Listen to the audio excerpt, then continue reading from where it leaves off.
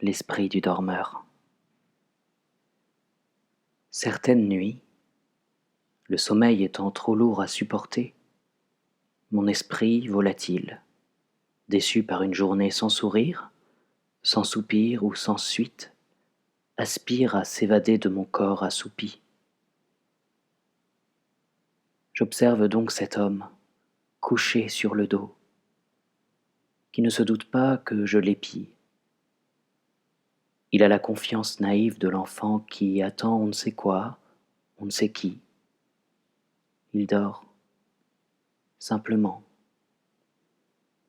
Ses longs membres étendus mollement sur le lit caressent le grain souple du drap sur la peau de la nuit. Une fibre, parfois, de ses muscles endormis, accusant un discret frémissement au contre-jour de la lumière rose qui fuse du chevet, semble dire tout bas : je dors, mais je vis. Je connais bien cet homme, car je suis son esprit. Il me surprend pourtant et m'échappe souvent. D'aucun de mes conseils il ne s'est enquéri. Son geste et sa parole, bien qu'asservis par moi aux sages décisions, osent certains égards sans ma permission. À chaque heure qui passe, maintenant, je m'attends au désastre et je suis en repos seulement lorsqu'il dort. Ce corps assagi, donc, s'étale tendrement. Un temps sur le côté, maintenant sur le dos, la lumière éclairant son visage.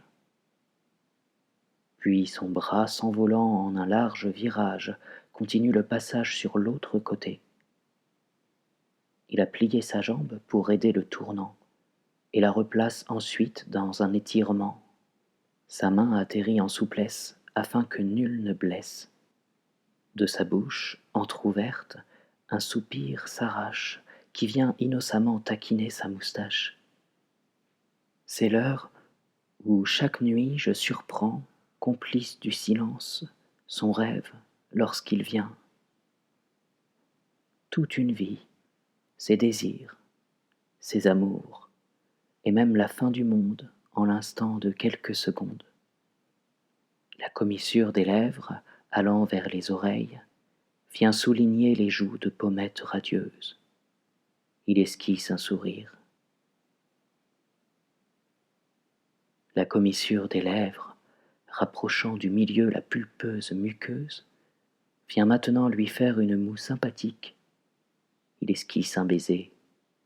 Mais voilà maintenant que d'entre les paupières, deux perles luisantes viennent se former.